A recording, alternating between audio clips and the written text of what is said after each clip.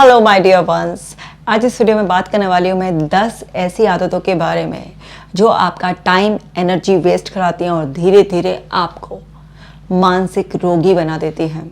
आप अपनी लाइफ में इतना स्ट्रेस फील करते हैं, इतनी एंग्जाइटी, कभी स्लीपलेसनेस, कभी लो मूड, तरह तरह की प्रॉब्लम्स आप फेस करते हैं। आपकी रिलेशनशिप ख़राब हो जाती है, आपके सपने टूटने लग जाते हैं। अगर इमीडिएट इफ़ेक्ट से आपने इन 10 आदतों को नहीं बदला तो फिर आपको बहुत भारी नुकसान अपने जीवन भर झेलना पड़ेगा और बहुत लंबा समय बर्बाद करने के बाद आपको बड़ा सारा रिग्रेट होने वाला है कि काश पहले मैंने इन आदतों को छोड़ दिया होता। तो ये जो काश मैंने पहले इन आदतों को छोड़ दिया होता, अगर आप नहीं फील करना चाहते हैं तो इमीडिएट इफ़ेक्ट से इन आदतों को छोड़ दीजिए। बहुत ही इंपॉर्टेंट वीडियो है, लास्ट तक देखना है, शेयर ज़रूर करना है। चैनल पे नए हैं तो सब्सक्राइब कर लीजिए और कमेंट सेक्शन में मुझे ज़रूर बताना है कि कौन कौन सी आदत आप छोड़ने वाले हैं, सुधारने वाले हैं। चलिए आप जल्दी से ऐप को भी डाउनलोड कर लीजिए ताकि आप डेली ब्रीदिंग एक्सरसाइज करें, मेडिटेशन करें और आपका माइंड एकदम काम रहे। तो चलिए अब सीखना शुरू करते हैं। 10 आदतों के बारे में बात करें। पहली आदत है change nothing and expect different results. आप कुछ भी बदलेंगे नहीं अपने आप में, अपने काम करने के तरीके में, अपने व्यवहार में, और एक्सपेक्ट करेंगे कि कुछ बदल जाए। तो जब तक आप सेम चीज़ रिपीट करते रहेंगे तो आपको सेम ही रिजल्ट मिलेंगे। कुछ बदलने के लिए आपको कुछ बदलना होता है। तो अगर आप चाहते हैं कि आपके रिजल्ट्स, आपका आउटपुट डिफरेंट हो तो आपको अपना एटीट्यूड भी चेंज करना पड़ेगा, आपको अपने एफर्ट्स में भी चेंज लाना पड़ेगा, आपको माइंडसेट में भी चेंज लाना पड़ेगा। आपको हर उस चीज़ को बारीकी से एनालाइज करना पड़ेगा, समझना पड़ेगा कि आप जो बदलना चाह रहे हैं उसके लिए आपके अंदर क्या क्या बदलाव आपको करने हैं। जब आप किसी भी चीज़ को इतनी अच्छी तरीके से समझकर कुछ बदलेंगे, अपने आप को, अपनी आदतों को, अपने काम करने के तरीके को, तभी आपको बदले हुए रिजल्ट्स मिलेंगे। कुछ लोग बहुत लंबा समय वेस्ट करते हैं, अपने रिसोर्सेज वेस्ट करते हैं, अपना टाइम एनर्जी सब कुछ खराब करने के बाद भी वो वहीं के वहीं पड़े रहते हैं क्योंकि वो इस छोटी सी बात को समझने से चूक जाते हैं कि अगर मुझे कुछ नया चाहिए तो मुझे कुछ नया करना पड़ेगा। सेम चीज़ रिपीट कर कर के आप उसी सेम लूप में स्टक हो जाते हैं। अगर आपसे भी ये गलती हो रही है और आप भी ऐसे ही एक हैबिचुअल पैटर्न में फंस गए हैं तो आज अभी इसी वक्त अवेयर हो जाइए, क्योंकि अवेयरनेस से ही आप अपने आप को इस हैबिट से फ्री कर सकते हैं। दूसरा है keep waiting for the right time. सही समय आएगा तो ही हम कुछ करेंगे। एक बात बताइए, आप अपने घर से बाहर निकलने से पहले ये देखिए, अरे भाई बहुत ट्रैफिक है, जब सारी रोड बिल्कुल क्लियर हो जाएगी ना तभी मैं स्टार्ट करूं। ऐसा कभी नहीं होने वाला। आप वहीं पर खड़े हुए इंतज़ार करते रह जाएंगे, पूरी रोड कभी भी क्लियर नहीं होगी। कहने का क्या मतलब है कि सही समय कभी नहीं आता। जो समय चल रहा है वही सही समय है, वही सबसे बढ़िया समय है। तो जब आप सही समय आने का इंतज़ार करते हो तो बेसिकली आप ये जो प्रोकास्टिनेट करते हो ना कि जब कोई सही वक्त आएगा, ये ना आपका एक टालने का एक ऐसा तरीका है जहाँ पर आप अपनी नाकामियों को बहुत ही होशियारी से छुपा रहे हो, वक्त पर टाल रहे हो कि जब कोई सही वक्त आएगा तब हम उसको करेंगे। कोई सही वक्त कभी नहीं आता। सही वक्त वही वक्त होता है जो अभी वर्तमान का वक्त होता है, और वक्त को सही बनाना पड़ता है आपके खुद के एफर्ट्स से। अगर आप लगातार एफर्ट्स डालते हैं, आप वो स्किल्स अपने अंदर डेवलप कर लेते हैं, वो एटीट्यूड डेवलप कर लेते हैं, तो हर वक्त आपका सही वक्त बन जाएगा, क्योंकि वक्त सिर्फ वक्त होता है। जिस वक्त वो वक्त चल रहा है उस वक्त लोग बहुत कुछ अच्छा कर रहे हैं, बट आपके लिए वो वक्त सही नहीं चल रहा है क्योंकि कहीं ना कहीं आपके एफर्ट्स में कुछ कमी रह गई है, कुछ ऐसी गलती हो रही है जिस पर आपका ध्यान नहीं है। और आपने सही वक्त का इंतज़ार करने के लिए बस अपना एक मन ऐसा बना लिया है जो आपको एक ये बहला रहा है कि अभी सही वक्त नहीं चल रहा है, मेरा सही वक्त आएगा तब उसको करेंगे। तो आज अपने जहन में ये बात बैठा लीजिए कि हर वक्त सही वक्त होता है, हर घड़ी शुभ घड़ी होती है। बस आपको अपने ऊपर भरोसा कर कर उस वक्त में एफर्ट्स डालकर आपको स्टार्ट कर देना चाहिए, और फिर आप देखेंगे कि सही वक्त हर वक्त होता है। और है तीसरी आदत, believe good things should come fast and easy. ये विश्वास करना कि जो अच्छी चीज़ें हैं वो एकदम तेज़ी से आनी चाहिए, आसानी से आ जानी चाहिए, ऐसा होता नहीं है। आप अगर कुछ भी बहुत बड़ा, कुछ भी अच्छा करना चाह रहे हैं तो उसके लिए आपको एफर्ट्स डालने पड़ते हैं, है ना। एक छोटा सा झोपड़ा तो बहुत जल्दी तैयार हो जाएगा, पर अगर आपको एक महल तैयार करना है तो उसमें तो कुछ समय लगेगा ही ना, एफर्ट्स लगेंगे ही ना। उसको बनाना इतना आसान नहीं होगा ना जितना कि आपने ऐसे ही झोपड़ खड़ा कर दिया। तो आपको समझना है कि अगर आप कुछ बहुत बड़ा रिमार्केबल करने वाले हैं तो उसको ग्रो करने में समय लगेगा, आपके एफर्ट्स लगेंगे। अगर आप जल्दबाजी करते रहेंगे तो उस जल्दीबाजी में क्या होगा, आप बहुत स्ट्रेस में आ जाएंगे, बहुत ज़्यादा एंग्जाइटी में आ जाएंगे, आप काम बिगाड़ेंगे। सो पेशेंस रखना बहुत ज़्यादा ज़रूरी है। ये पॉइंट क्या बता रहा है, लैक ऑफ पेशेंस होता है उन लोगों के अंदर, बस सब कुछ फास्ट फास्ट चाहते हैं। और फिर क्या होता है, क्योंकि उनके अंदर एक ये होता है कि एकदम से जल्दी से आसानी से आ जाए, यानी कि मुझे एफर्ट नहीं करने, आसानी से आ जाए। कौन चाहता है कि भाई मुझे ज़्यादा मेहनत नहीं करनी है, जल्दी जल्दी हो जाए, यानी कि पेशेंस नहीं है। आपको समझना है कि जब भी कुछ भी विशालकाय होगा वो सब कुछ समय लगाएगा। आप देखिए ना, लोग मेहनत करते हैं, है ना, 5 साल में, 10 साल में, 15 साल, 20 साल में जाकर खूब अच्छा ग्रो करते हैं, कितना बड़े बड़े अपने कंपनीज खड़ी करते हैं, बड़ी सक्सेस है।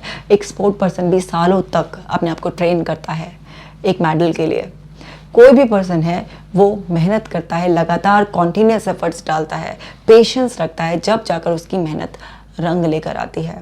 लेकिन अगर आप इम्पेशेंट हो जाएंगे और आप सब कुछ बहुत इजी वे में चाहेंगे तो आप कुछ तो कर जाएंगे लेकिन कुछ बहुत बड़ा ऐसा नहीं कर पाएंगे, क्योंकि हर चीज़ के लिए आपको पेशेंस रखना पड़ेगा, एफर्ट्स डालने पड़ेंगे। कोई भी चीज़ ऐसे आसान नहीं होती। और प्रकृति ने बहुत सारे रूपों में इसके हमें बहुत सारे एग्जाम्पल्स दिए हैं। देखिए, आप देखिए ना, मौसमी जो पौधे होते हैं वो क्या होते हैं कि आपने अभी लगाया उसका बीज और वो कुछ ही दिनों में बड़े हो जाते हैं, फिर सुंदर से फूल देते हैं, फिर लेकिन कुछ ही समय बाद मुरझा जाते हैं। लेकिन जो वृक्ष ऐसे होते हैं जो 12 महीने चलते हैं, साल दर साल चलते हैं, और जैसे जैसे उनकी उम्र होती चली जाती है वैसे वैसे उनके फल और मीठे होते चले जाते हैं। क्या होता है, क्या वो एकदम से ऐसे ही ग्रो कर जाते हैं कि लगाया 15 दिन में निकल गया, महीने भर में निकल गया? नहीं, उनको ग्रो होने में ही समय लगता है। बट वो क्या होते हैं, लॉन्ग लास्टिंग होते हैं, उनकी उम्र बहुत हज़ारों वर्षों की भी होती है। सो आपको ये चीज़ समझनी है कि जो भी कुछ अगर आप बहुत अच्छा और बड़ा करने वाले हैं तो उसमें समय भी लगेगा और आपके एफर्ट्स भी लगेंगे। उसको आपको बिल्कुल ऐसे ही प्यार से सींचना होगा, एफर्ट्स से ध्यान रखना होगा, सब कुछ कॉन्टीन्यूसली वो सब चीज़ें करनी होगी, जैसे कि आप एक वृक्ष की देखभाल करके उससे बड़ा करते हैं और फिर सारी ज़िंदगी उसके मज़े लेते हैं। छाया भी देता है, ठंडी हवा भी देता है, ऑक्सीजन भी देता है, फल भी देता है ना, सब कुछ हमारे को कितना सब रिटर्न मिलता है। तो हमें ध्यान रखना है। और है चौथी हैबिट होती है refuse to accept necessary risk. जो भी आवश्यक ज़रूरी रिस्क है उसको एक्सेप्ट करने से मना कर देते हैं। अब बताइए किस चीज़ में रिस्क नहीं है? अगर आप बिल्कुल भी रिस्क नहीं लेना चाहेंगे, एकदम 100% श्योरिटी से हर चीज़ करना चाहेंगे तो आप कुछ भी नहीं कर पाएंगे। कुछ लोग बिल्कुल भी रिस्क नहीं लेना चाहते, जहाँ हल्का सा भी रिस्क आता है बैकआउट करने लग जाते हैं और चाहेंगे बहुत कुछ ज़िंदगी में, नहीं हो सकता। फिर क्या होगा, आप अपने उसी आधे अधूरे सपनों के बोझ से, जो आपने चाहा था, कल्पनाएं ख्याल किए थे, लेकिन उसके लिए आप ज़रा सा भी कुछ एफर्ट या रिस्क डालने के लिए तैयार नहीं थे, रिस्क लेने के लिए तैयार नहीं थे, तो क्या होगा, आप उससे फालतू की एक फ्रस्ट्रेशन लेकर बैठ जाएंगे। दूसरे लोगों से आपके अंदर जेलसी पैदा होने लग जाएगी और तरह तरह की परेशानी में, ओवर थिंकिंग के लूप में आप फंस जाएंगे। आपको समझना होगा कि जितना नेसेसरी रिस्क है वो लेना पड़ता है। रिस्क हर काम में होता है, हर रिश्ते में होता है। एक बात बताइए, शादी करते हैं, है ना, लव मैरिज करो, अरेंज मैरिज करो, फिर भी एक रिस्क है ना, पूरी लाइफ टाइम आप किसी के साथ रहने का फैसला ले रहे हैं। आज वो पर्सन आपको ऐसा दिख रहा है लेकिन कल को बदल जाए, एक रिस्क है उसमें भी। आप कोई बिजनेस स्टार्ट कर रहे हैं, हाँ, सब कुछ आपने जो भी उसके लिए पढ़ा है, समझा है, उसको जो भी आपने प्लानिंग की है, सब कुछ है, आज सब कुछ सही दिखा रहा है, बट एक रिस्क है ना कि कल को बहुत सारी कुछ पॉलिसीज़ बदल जाएं, कुछ गवर्नमेंट के नए रूल्स रेगुलेशंस आ जाएं, कोई अनसर्टेनिटी आ जाए, हेल्थ के रूप में कुछ भी आ जाए, तो फिर वो सब डगमगा सकता है। आप इवन सड़क पर भी निकले हैं, कितना भी आप एक्सपर्ट है अपने व्हीकल को चलाने में, बट फिर भी एक रिस्क है ना, हो सकता है कि सामने वाला दूसरा अपने व्हीकल पे से कंट्रोल खो दे और आपका एक्सीडेंट हो जाए। तो हर चीज़ में एक रिस्क है। कहीं पर भी कोई भी एक ऐसा छोटा सा भी इवेंट बता दीजिए जहाँ पर कोई रिस्क नहीं है, सब जगह रिस्क है।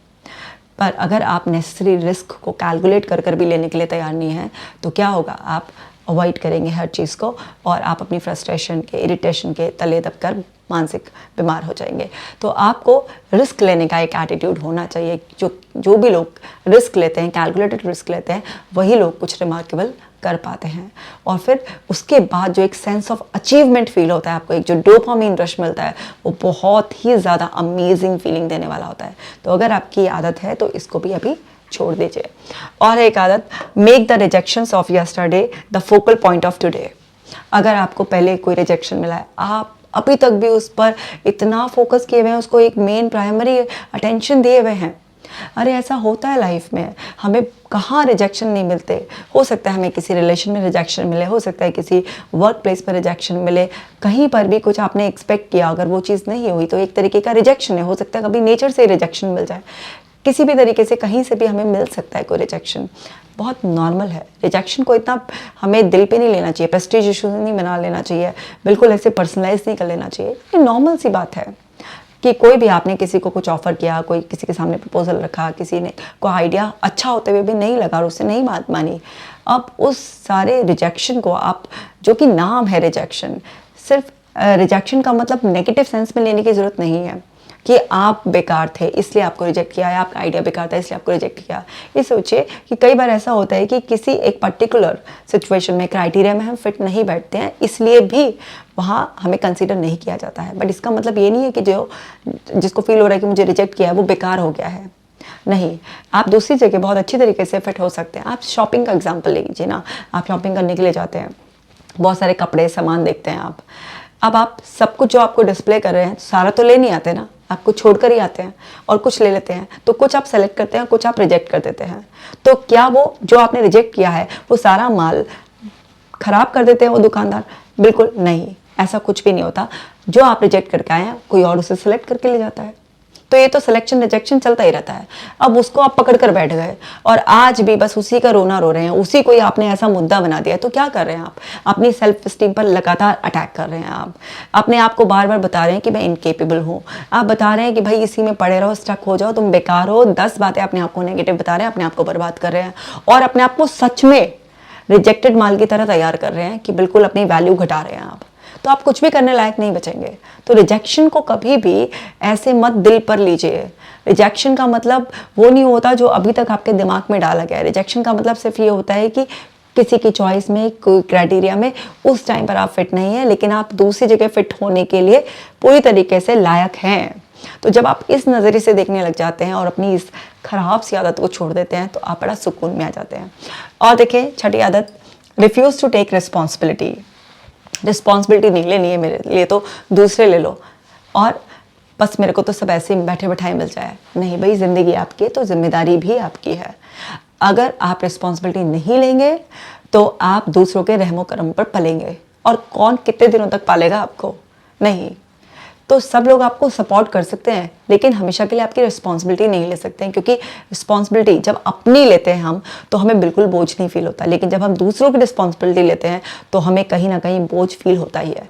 और रिस्पॉन्सिबिलिटी जब खुशी से दूसरों की ली जाती है तो भी हमें बर्डन फील नहीं होता, क्योंकि हम जैसे अपने परिवार की बहुत ऐसे रिस्पॉन्सिबिलिटी लेते ही है ना। लेकिन जब रिस्पॉन्सिबिलिटी हम पर थोपी जाती है तो वो इतना बोझ आ जाता है, उसमें बहुत ज़्यादा बोझ आ जाता है। बिल्कुल जैसे कॉटन होती है ना, आप देखो कि कॉटन में कोई ऐसा बोझ नहीं होता, आप पूरा एक बकेट भर के भी कॉटन को आराम से होल्ड कर सकते हो। लेकिन वही कॉटन में आप पानी भर दो तो वो जो हल्की सी कॉटन थी वो क्या है, उसमें वेट आ जाता है। तो आप रिस्पॉन्सिबिलिटी को बिल्कुल ऐसे समझो, जब आप अपने ले रहे हो तो वो बिल्कुल ऐसी है जो ड्राई कॉटन जैसी, बिल्कुल लाइट लाइट। लेकिन जब आप पर थोपी जा रही है तो वो बिल्कुल ऐसी हो जाती है जैसे वाटर उसमें पूरा सोख लिया उसने और वो हैवी हो गई हो। तो आपको ये चीज़ समझनी है कि रिस्पॉन्सिबिलिटी आपको लेनी ही पड़ेगी, क्योंकि रिस्पॉन्सिबिलिटी लेने से आप अपने आप को बताते हो आई एम एबल, मैं योग्य हूँ, मैं अपने जीवन को चलाने के लिए। और जब आप रिस्पॉन्सिबिलिटी लेते हो और उसको पूरी करने के लिए एफर्ट्स डालते हो तो आपके तो ऐसे ऐसे हो जाती है ना, बिल्कुल चांदी सोना नहीं हीरे बरसते हैं ज़िंदगी में। जो भी आदमी रिस्पॉन्सिबिलिटी लेकर अपने आप को डिसिप्लिन कर लेता है और उसकी ज़िंदगी फिर वो अपने अकॉर्डिंग प्लान कर कर जी सकता है। तो अगर आप में ये ख़राब आदत है कि आप रिस्पॉन्सिबिलिटी लेने से बचते हैं तो समझिए आप अपने कॉन्फिडेंस को हर पल कम कर रहे हैं, क्योंकि जो इंसान जितनी ज़्यादा खुशी खुशी रिस्पॉन्सिबिलिटी लेता है उतने नए एक्सपीरियंस उसके पास आते हैं, उतना कॉन्फिडेंस उसके पास आता है, उतनी उसकी वैल्यू बढ़ती चली जाती है और उसकी ज़िंदगी में वो सब अपने आप अट्रैक्ट होता चला जाता है जो भी वो चाहता है और जो भी उसके लिए अच्छा है। और उसने अभी तक चाहा भी नहीं है, उसको उसकी चाहत से भी कई गुना मिलता है। और बात करते हैं आदत की, close your mind to new ideas and perspectives. नहीं जी, हमें तो नया आइडिया बिल्कुल एंटरटेन नहीं करना, हमें नए नज़रिए से बिल्कुल नहीं देखना है, जो अभी तक हमें पता है वही सही है। ये सबसे बड़ी मूर्खता है हमारी, अगर हम ऐसा सोचते हैं तो। हमें अपना माइंड बिल्कुल खुला रखना चाहिए नए आइडियाज़ के लिए भी। अब जब हम सोचेंगे, क्वालिटी थिंकिंग करेंगे, तभी तो हमारे अंदर से बेहतरीन आइडियाज़ आएंगे। हम कुछ नई इन्फॉर्मेशन, क्वालिटी इन्फॉर्मेशन डालेंगे, वहीं से तो नए आइडियाज़ जनरेट होंगे। हम दूसरे लोगों को मौका देंगे, अच्छे लोगों के साथ नेटवर्किंग करेंगे और हम बहुत ही एक्टिव लिसनिंग करेंगे, तभी तो हमारे अंदर नए आइडियाज़ को वेलकम करने की ओपननेस आएगी। जब हम अपनी ईगो को साइड में रखकर दूसरे की बात को भी अच्छी तरह से समझेंगे और हर सिचुएशन को एंगल बदल कर भी देखने की कोशिश करेंगे, तभी तो हमारा नया पर्सपेक्टिव डेवलप होगा। नहीं तो वही घिसे पिटा जो भी हमारे अंदर पड़ा हुआ है, उसी से ही हम उन्हीं लेंसेज का इस्तेमाल कर कर, घिसे हुए लेंसेज का, बिल्कुल अंधे हुए लेंसेज का इस्तेमाल कर कर जब हम देखेंगे तो क्या खाक नया दिखाई देगा हमें? कुछ भी नया नहीं दिखाई देने का है। और जो लोग भी ऐसे होते हैं ना, भाई हम तो इतने साल से वैसे के वैसे ही हैं। अच्छा जी, तुमने बता दिया कि तुम एक नंबर के क्लोज्ड पर्सन हो, तुम्हारे अंदर कुछ भी नहीं बदला है। क्या कर रहे हैं आप? समय के साथ अगर आप नहीं बदल रहे हैं, एडवांस नहीं हो रहे हैं, नए पर्सपेक्टिव्स नहीं बना रहे हैं, आप अपना माइंड सेट जो है ना नहीं बदल रहे हैं, आप नए आइडियाज़ का वेलकम नहीं कर रहे हैं, तो आप अपनी वैल्यू लगातार घटा रहे हैं, आप डिग्रेड हो रहे हैं। तो आपको अगर लाइफ के साथ कदम मिलाकर चलना है, आगे बढ़ना है, तो आपको अपना दिमाग खुला रखना होगा। क्योंकि बहुत सारी चीज़ें हमें ऐसी पता होती हैं जो एक्सपायर हो चुकी होती हैं, मतलब उनका सारा इफेक्ट ही ऐसा होता है डेड बिल्कुल हमारे अंदर। हम अपने आप को अपग्रेड ही नहीं करते। आज से 10 साल पहले कोई चीज़ सही थी, उस सिनेरियो में फिट होती थी, लेकिन आज नहीं होती है वो, तो आपको बदलना तो पड़ेगा ना, अपना नज़रिया बदलना पड़ेगा। लेकिन अगर आप नहीं बदलेंगे तो आप क्या है, उसी पुराने घिसे पिटे नज़रिए से आप सब कुछ देखते रहेंगे, सोचते रहेंगे और चाहेंगे आप ये कि मैं पता नहीं क्या ही तीर मार लूँ। नहीं हो सकता। उसके लिए आपको अपना दिमाग खुला रखना पड़ेगा, अपना नज़रिया बदलना पड़ेगा। और let a few negative people continuously distract you. आप आराम से परमिशन दे रहे हैं, कुछ नेगेटिव लोग हैं ऐसे कि भाई मुझे डिस्ट्रैक्ट करते रहो, मेरे को बाबा तंग करते रहो। जब आपको पता चल गया एक डिस्टर्बिंग पर्सन है आपकी ज़िंदगी में है, जो नेगेटिव है, बार बार कुछ ना कुछ करके आपको लेट डाउन कर देता है, आपके आइडियाज़ पे क्वेश्चन मार्क लगा देता है, आपके अंदर कुछ भी ऐसे नेगेटिव पैटर्न छोड़ कर चला जाता है, आप तभी भी उसको ढोए जा रहे हैं अपने साथ। क्यों? उसको छोड़ो। जब तक उसको छोड़ोगे नहीं, वो एक बेड़ी की तरह है, बंधन है आपके लिए। वो आपको कभी स्ट्रेस देकर जा रहा है तो आपका टाइम बर्बाद कर रहा है, आपकी एनर्जी को डाउन करके जा रहा है। कभी वो आपके अंदर फियर इंस्टॉल करके चला गया है, कभी अपना रोना रोकर आपको इमोशन ट्रिगर करके चला गया है। तो आप अपनी ज़िंदगी आराम से कैसे जिएंगे? जब आप एक दो बार एक्सपीरियंस कर लें कि ये बंदा नेगेटिव ही है, जब खोलेगा मुंह कुछ ना कुछ नेगेटिव ही बकेगा, तो आप जो है ना ऐसे पर्सन से डिस्टेंस मेंटेन कर लो। याद रखो, आप लोग नहीं बदल सकते, पर आप लोग बदल सकते हो। कंफ्यूजिंग है ना? बिल्कुल कंफ्यूजिंग नहीं है। मैंने कहा आप लोगों को नहीं बदल सकते, पर आप लोग बदल सकते हैं। गहराई है, कंफ्यूजिंग नहीं है। मतलब आप किसी इंसान को बदल नहीं सकते उसकी मर्जी के बिना, पर उसको तो बदल सकते हैं ना अपनी ज़िंदगी से। उसको बदल के दूसरे लोगों के साथ इंटरेक्ट कीजिए, उनके साथ फ्रेंडशिप कीजिए, उनके साथ टाइम स्पेंड कीजिए, वहाँ एनर्जी एक्सचेंज कीजिए। तो समझ में आ गया कि कैसे कह रही हूँ मैं कि आप लोग नहीं बदल सकते, पर आप लोग बदल सकते हैं। ऐसे लोगों को गुड बाय, जा भाई जा, जल्दी जा।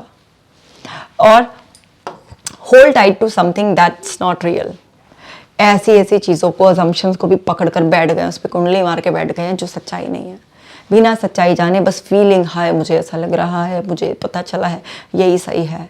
जो सच नहीं है उस पर भी आप जो है ना इतना अंधविश्वास कर लेते हैं, पूरा विश्वास जमा लेते हैं।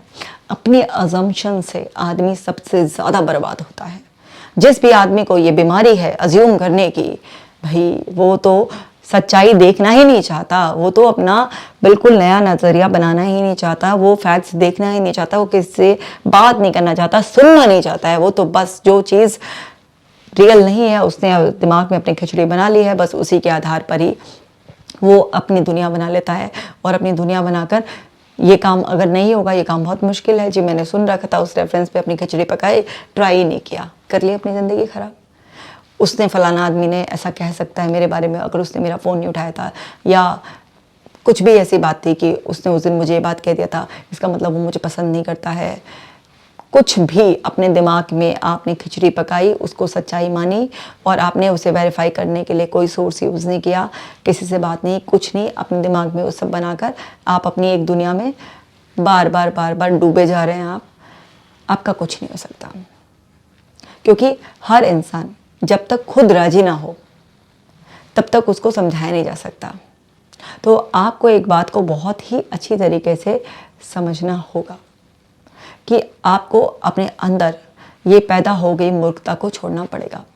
बहुत ही कड़वा शब्द लग सकता है, बट ये सच्चाई है। आप हो या मैं हूँ, हम जब भी अपनी अजम्पशन की दुनिया में ऐसे कर रहे होते हैं, उस वक्त हम मूर्ख ही बन जाते हैं।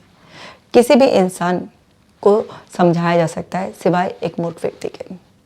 तो हमें अपनी ये मूर्खता छोड़ देनी चाहिए बिल्कुल भी। और अजम्पशंस जो हमारा दिमाग बनाने में बड़ा माहिर होता है, उस पर अंधश्रद्धा नहीं करनी चाहिए। माइंड के थ्रू आप अपनी इस लाइफ जर्नी को ब्यूटिफाई करते हैं, जीते हैं। आपको शरीर और मन की ज़रूरत होती है, लेकिन मन पर अंधविश्वास, बिल्कुल अंधविश्वास का मतलब अंधा विश्वास कर लेना बहुत गलत होता है, क्योंकि माइंड की नेचर होती है अस्यूम करने की। तो आपको हमेशा जो भी आपका माइंड बता रहा है उसको वेरीफाई ज़रूर करना चाहिए। और है